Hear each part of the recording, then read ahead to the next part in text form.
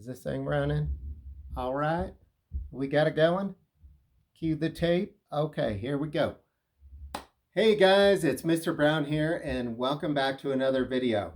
If you are interested in 6th grade level economics, this is the place for you. So, we've talked the last couple days about command economy versus free market economy. Command economy, like the Incas, someone tells each company or person what to make, how many to make, and how much those things should cost. In a free market economy, the market decides. If people want more Star Wars, then Disney is going to make more Star Wars movies. And if everyone's watching them, then they're going to make more and more stuff for them. As soon as everyone says Star Wars is done, we're not doing that anymore, then the market goes down, and then you're going to have to change your ways, Disney. But what we're going to talk about is oil and gas. So when you pump out oil from the ground, they pump out these giant barrels. And these barrels then are sold in a market, and that market decides how much they're worth. If there's less barrels, then the price goes up. If there's more barrels, the price goes down.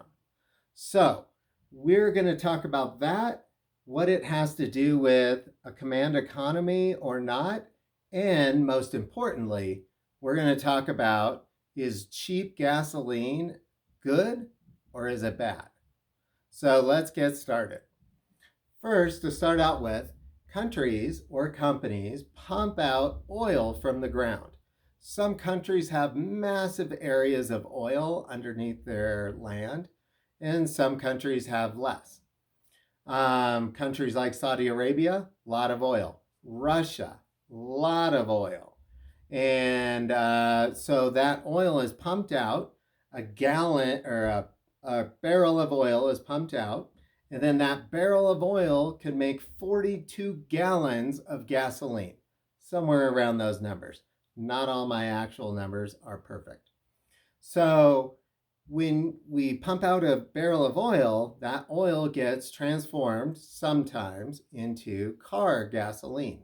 Sometimes it goes to heating fuel, sometimes it goes to airplane fuel, sometimes it gets used for plastics, it gets used for all kinds of different things. But the price of a barrel determines a lot of things in our economy. So right now, what we have is companies or countries own certain companies. Some companies are owned by themselves. Some companies are owned by shareholders. Companies in, say, Russia are owned privately, but the actual pipes that they use to transport stuff is all owned by the government. In somewhere like Venezuela, all the oil is technically owned by the government. So the more oil costs, the more the government has in money. So we have a crisis that started just recently. About 6 years ago, you could buy a barrel of oil for about $100 a barrel. Then we got into this crisis a couple months ago. Russia told OPEC, and OPEC is a group of all these countries that work together to shape how much oil they're going to take out, which affects how much oil costs on the market. If there's less oil, it's going to cost more. So they kind of team up together to make sure that everyone's getting their fair amount of money. If they need more money, they produce less oil, and oil costs more in their countries or governments or companies get more money. If they make more oil, then the companies make less money. So really they want to make least amount of oil that they can to still make a lot of money. So Russia a couple months ago said, hey, we're not really going to listen with everybody else. We're going to kind of do our own thing and make more oil so we could get more money. The price goes down, but they have millions more gallons, so they're getting more money for each gallon or barrel. At the same time, then they got in a dispute, and Saudi Arabia said, hey, you know what? If you want to play that game, we could play that game too. And Saudi Arabia decided to flood the market with oil. So they produced millions more barrels of oil, and all that oil was more than people were using. So the price kept going down for a barrel. And they both were bitter rivals, and they didn't want to change their ways or back down, so they stuck with their guns. So the price of oil went all the way down to around $35 a barrel. That is a big difference.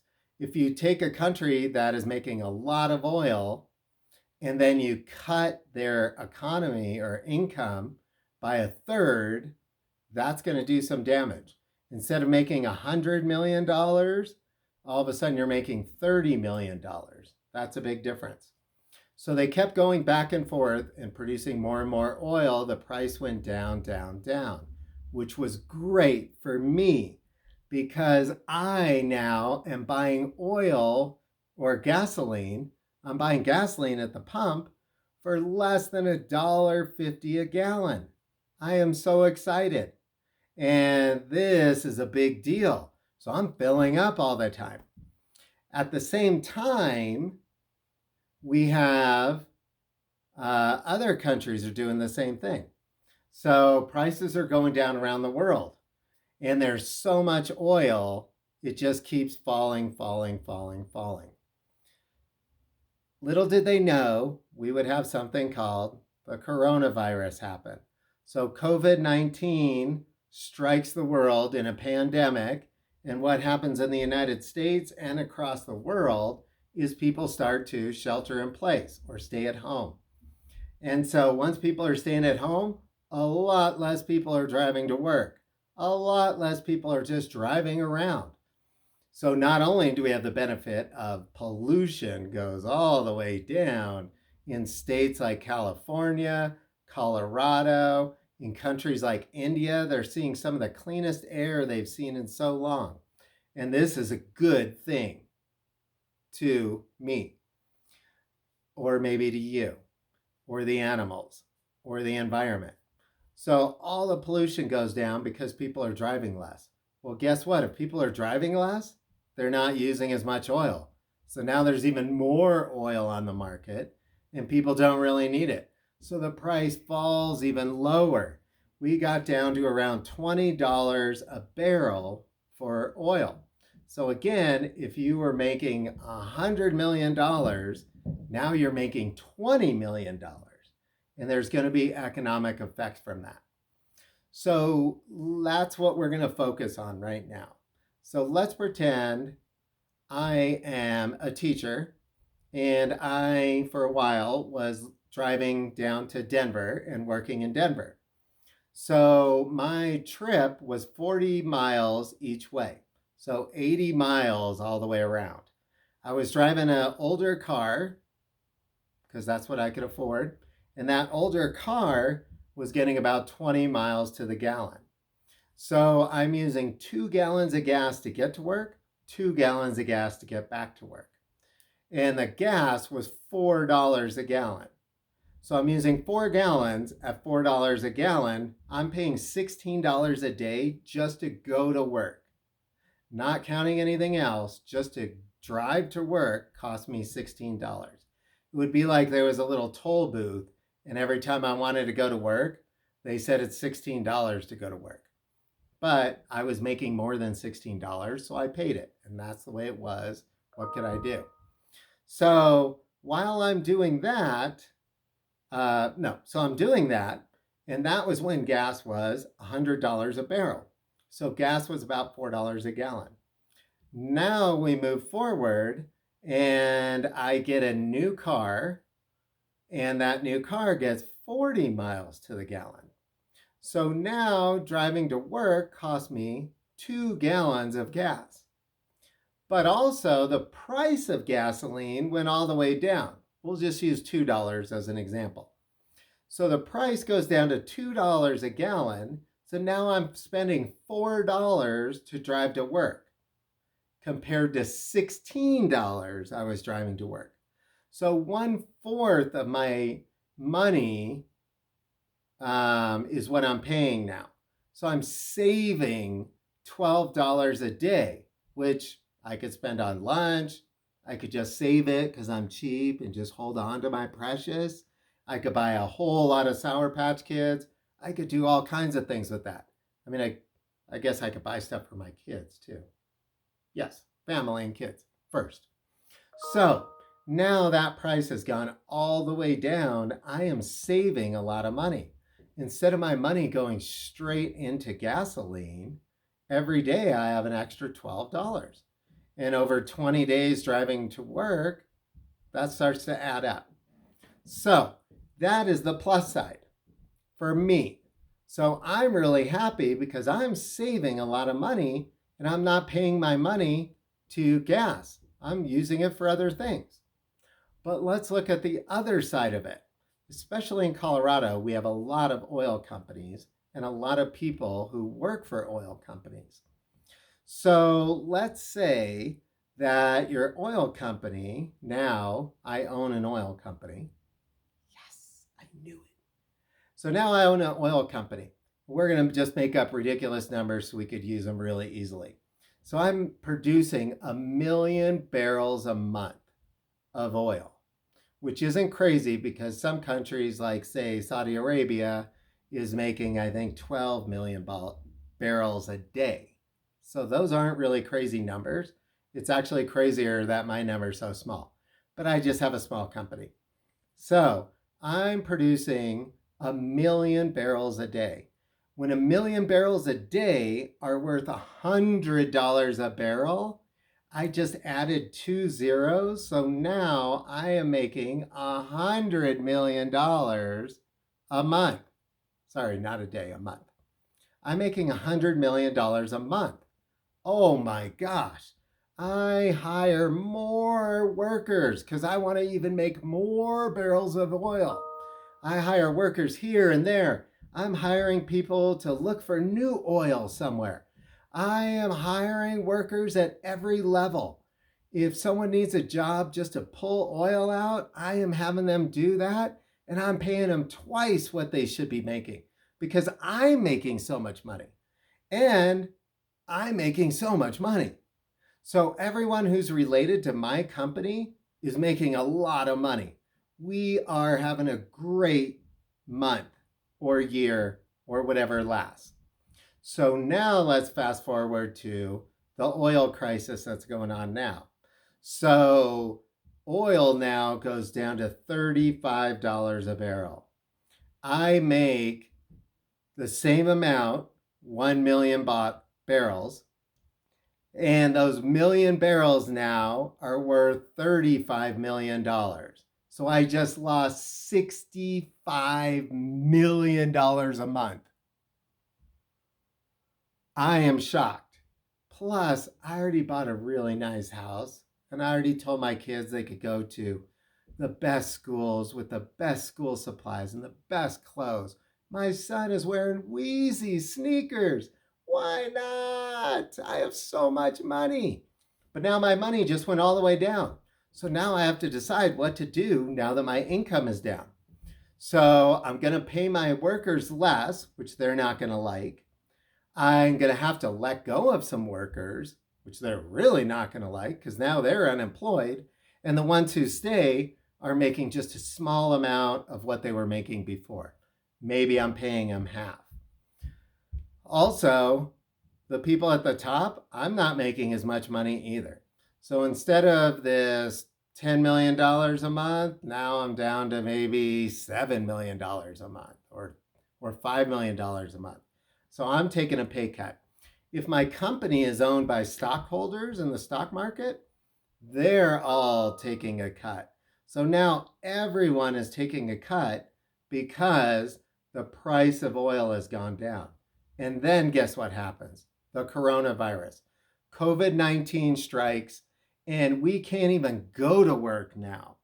So do I really need certain people doing certain jobs? Probably not.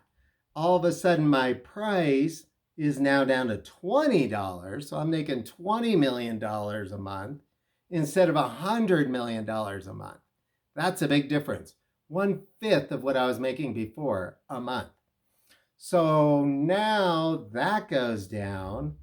I'm starting to lose money. I hired all these people. It cost me a certain amount of money per barrel just to pump it out of the ground, transport it somewhere, sell it to someone. So now things are starting to get tight. I am down. I have to get rid of more employees. Those employees now have no money, so they can't even really buy gasoline, which they need to drive to a new job, if there was a new job. But all the oil industry is going down. So now I'm losing money. I'm getting rid of employees. And in our example, I just can't make enough money anymore. And so I'm going bankrupt. So I'm just going to have to shut down my oil refinery because I can't afford to keep going. So that's the situation. The question is, what does government do now? Does government have a responsibility to jump in and save the oil company? I mean, they were making $100 million a month. Now they're making $20 million a month. Should the government help them? How do they help them? Do they just make money and give it to them? Sorry, your business isn't doing well. Take some free money.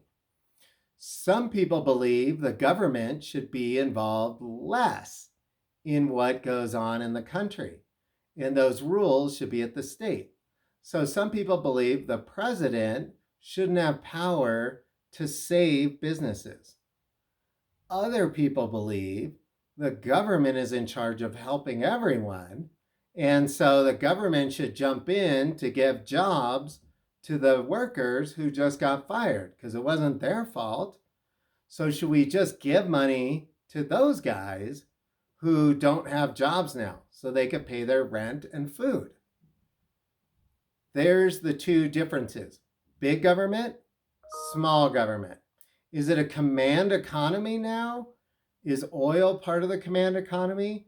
Should the President of the United States go to OPEC and say, hey guys, oil is too cheap. You're making too much oil. Our oil companies can't make any money now. So we want you to make less oil. So that just happened about a week ago. The president went and told Russia and Saudi Arabia to solve their problems and produce less oil. Stop making so much oil so the price will go back up. So here's your question for today. Please write a paragraph that gives your point and supports it. Please use some facts. Don't just use your opinion to support it. That's not a good argument. So you are going to decide, now that the price of oil is way down, gasoline is way down, Mr. Brown could drive anywhere, but we can't go anywhere. Do you agree that that's a good thing or a bad thing? So to give you an example, for me, it's a good thing because I could buy cheap gas. If your mom or dad or aunt or uncle or grandma or grandpa or whoever your guardian is works for an oil company, this is not a good thing because now they might not have a job or they're losing what their income was. So should the president jump in and make oil go back up in price? Should or is cheap gas good or is it bad? Please explain that in your paragraph due Friday. Love you guys, and I can't miss you enough. I miss you guys so much. Really, talking to you is the highlight of my day. So thanks for coming into the Zooms. I felt like this needed a whole video, which apparently is 19 minutes and 25 seconds. Have a great day, and let me know if you have any questions. Bye!